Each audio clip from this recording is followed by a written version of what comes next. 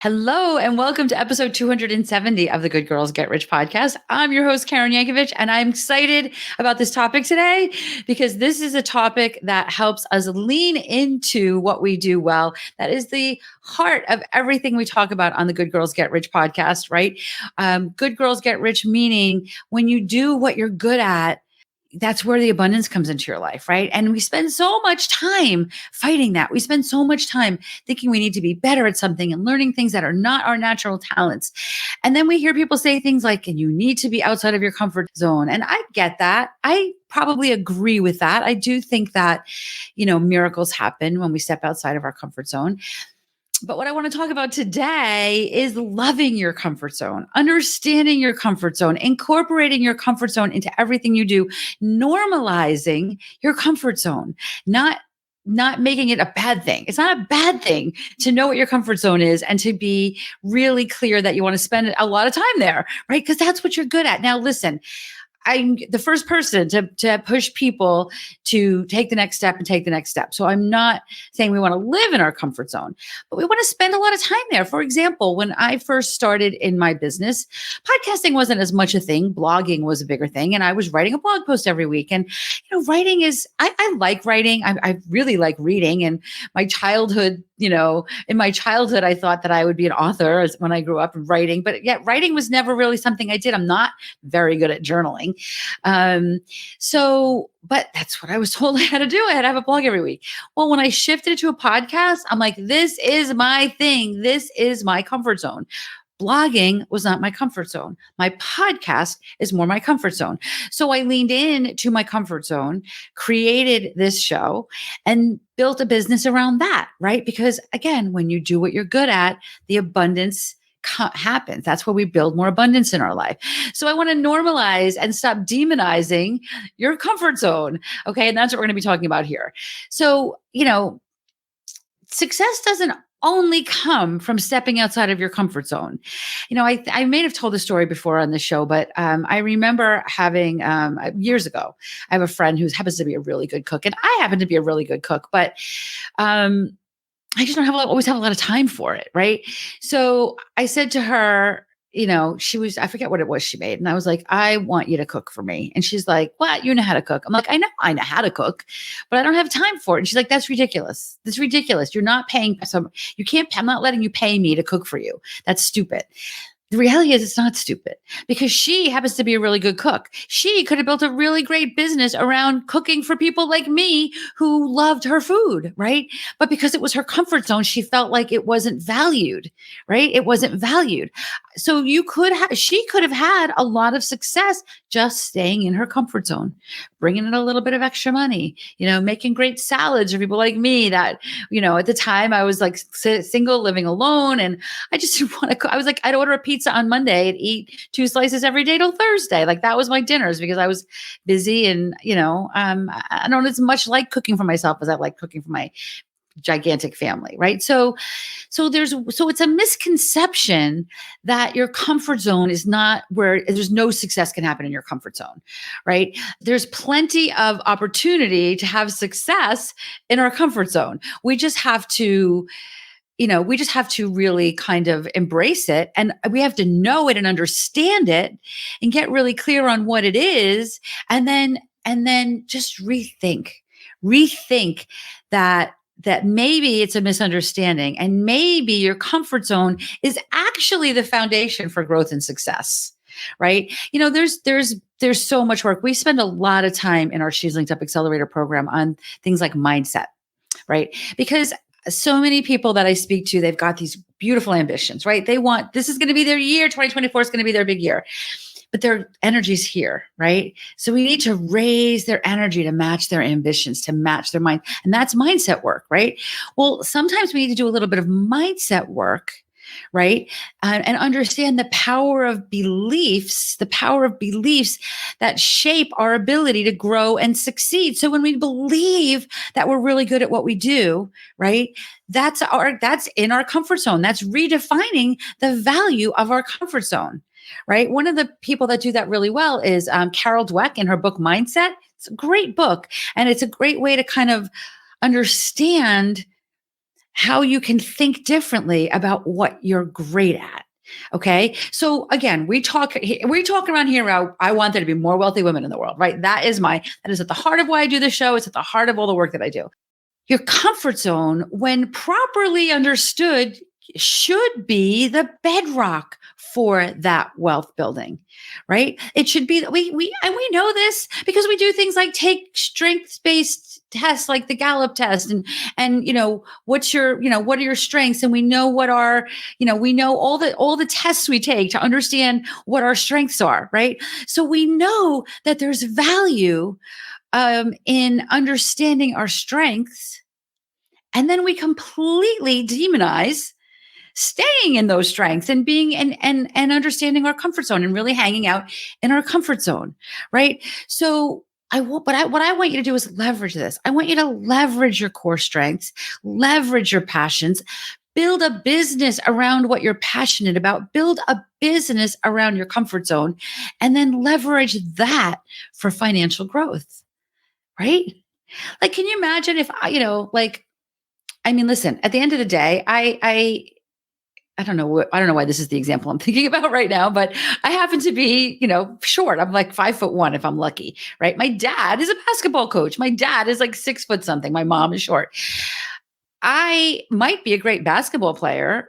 I'm not, but I might be. I could be, but I'm certainly not going to be a center, right? Because I'm not building on my strengths. Like my strength would be, listen, I am not going to be able to out jump no matter how good I am. I'm not going to be able to at 5'1". I'm not going to be able to out jump those 6'5" people, right? So why would I not play to my strengths and say, all right, I'm little, I can get around things. I'm going to play to my strengths and I'm going to be a point guard, right? Like, so that's just like one example of what I'm talking about here.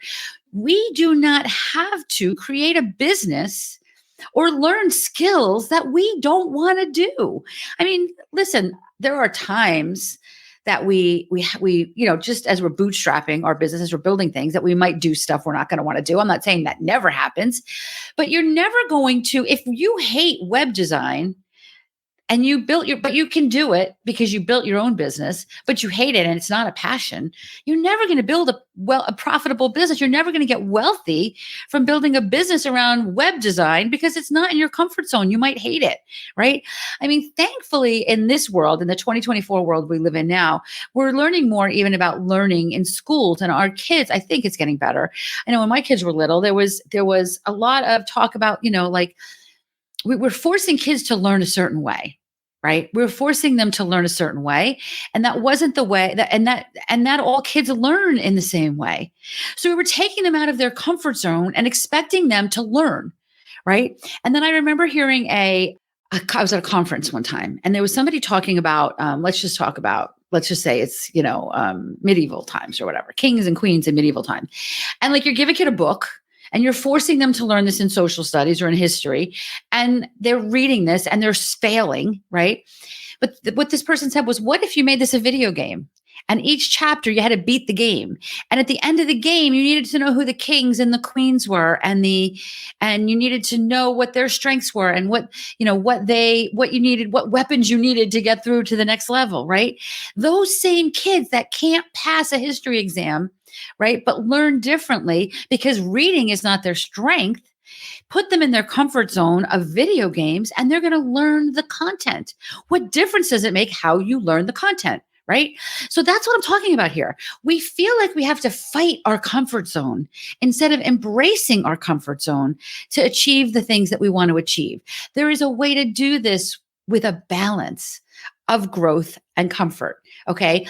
I mean, listen, we can't just, if you can, and if this is what you want, that's a beautiful thing. If you're in a place right now with your business where you're bringing in a couple clients each month, and it's, you're bringing in maybe a 6-figure income, that's probably putting about $50,000 or $60,000 in your bank account, right? After you pay all your bills as an entrepreneur, which I personally, to live in the United States, don't think that's enough money. Certainly not in Bergen County, New Jersey, where I live. So, but if that's what you want and you're comfortable there and you're not looking for more, cool. That's beautiful. That's amazing. But if you're like, I want to be wealthy, right? Now I'm going to have to push you a little bit outside. I want you to understand your comfort zone, but I'm going to have to push you a little bit outside of your comfort zone and say, all right, how do we get you visible? And this shows up most likely in my world with the women that I work with imposter syndrome. Let me talk a minute, and I want to talk about imposter syndrome. But before we do that, I want to talk a little bit about the She's Linked Up programs that we offer. Like I mentioned to you earlier, our ambitions and our energy, our vibe are not always aligned, right? And we work really hard to get them aligned with things like weekly mindset calls, weekly mindset work, surrounding yourself with a group of other really ambitious women who want to build wealth, right?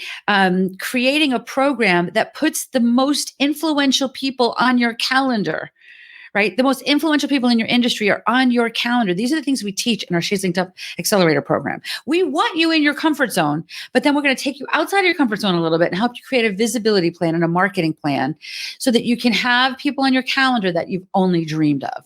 Okay.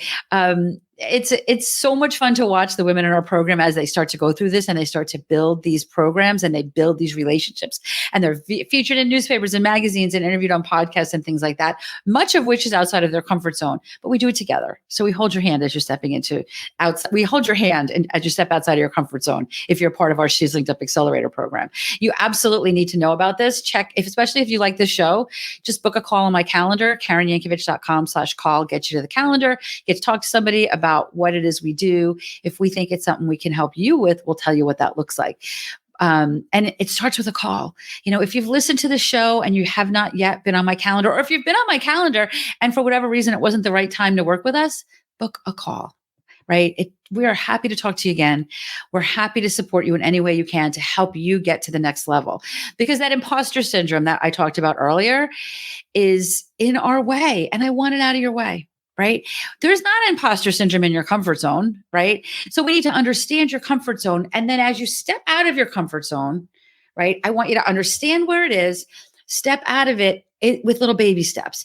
Because if you step out of your comfort zone, if you jump out of your comfort zone, and let me tell you something, many of the women in my program are looking to do that. They're looking to jump into it, and that's cool. I'll support you any way you need to be supported, right? But maybe you just want to take a baby step here and there. Maybe you want to take a new challenge at a new strength. Maybe when I say things like, I really like to see you do more video, maybe the first couple of videos, you're not going to put your face on camera, right? Because you've got this imposter syndrome. You're worried about what people are going to say, whatever you're worried about, right? It's typical. It's normal. It's okay. All right. But if you want to build generational wealth, you need to understand your comfort zone. You need to leverage your comfort zone. You need to be comfortable in what you're teaching and with the products and services that you're doing, and then maybe step outside of it enough to get to that next level, right? Does that make sense? So you don't have to abandon your comfort zone, right? We need to just understand it, have the clarity of it, and then balance it with a little bit of, discomfort as we step into the next role and the next role and the next role in our life and in our business. Does that make sense? So this is a short one. I just kind of wanted to just talk a little bit about that, because I hear so many people talking about in fact, when I researched this episode, every time I put something in there, like in Google or wherever I was looking to research for this episode, all I kept seeing, everything there was about stepping. There's TED Talks about the importance of being outside of your comfort zone. There is nobody talking about the importance of understanding your comfort zone, of using your comfort zone as the foundation for everything you do, and then building your business from there. And that's what I want you to understand today. That is okay. That's a beautiful thing. It is where amazing things can happen. And it's a way to build your business in a way that helps you feel that confidence. Maybe you feel a little bit outside of it. Like when I say I want you outside of your comfort zone, I don't want you to, if you are an accountant, I don't want you to become a writer, right? I just want you to be a great accountant and maybe do a couple of things to level up your life as an accountant, right? That's what I'm talking about here. This is available to you. But all of this starts here. It's all up here. So if anything I've said to you today resonates, if you think you're like, oh my gosh, I'm allowed to hang in my comfort zone and be a wealthy woman, that's the place I want you in right now. Okay. That's the place I like to spend time in. That's the place I like my clients to spend time in. Our members of our She's Linked Up Accelerator Program. I want them to be spending time with that mindset. You can be in your comfort zone, understand your comfort zone, leverage your comfort zone to build wealth, to take the next level, to step outside when you need to, right? And do things that are maybe a little uncomfortable here and there, but doing it from a place of what you are amazing and great at. Okay, so remember in She's Linked Up, our goal is to create more wealthy women of influence in the world. I think more women with more money change the world. These are women that are understanding their comfort zone, loving their comfort zone, loving on their comfort zone, and then, blowing their business out of the water and really doing amazing things in the world. They're building more income, more influence, and more impact in the world. So if you want to know what it looks like to be one of these amazing women, just grab a spot on our calendar, KarenYankovich.com/call. We'll have a conversation about that. If you loved this episode, and I'd love for you to take a quick screenshot of it and share it on social media, tag me so that I get to see it and that I can share it with my audience, because I want there to be more wealthy women in the world. So I want you to get more visibility. Any way that I can do that, I'm happy to do that. If you love this episode, I'd also love a review. I'd love for you to follow this show on whatever podcast player you listen to, so that you don't miss an episode. At the end of the day, this is how we do it, right? We support each other. I am so down for supporting your growth. And in return, I'd love for you to just share this episode so that we get some more growth on this end. And we're all just expanding the ripple that we make in the world, right? We're expanding the ripple that we make in the world. In the show notes, there's a link for SpeakPipe. You can leave us an audio message there. I love your audio messages. I respond to every one of them personally. It makes the show a little bit more interactive, a little bit less me talking at you and more of me talking with you. So I love having an opportunity to do that. And, just remember that rising tide that lifts all boats. I am here to support you. I do this podcast to support you. Help me help you by getting this message out to more people. I'm wishing you so much success as you step into the next year of your business and your life. And I will be back here next week with another episode for you.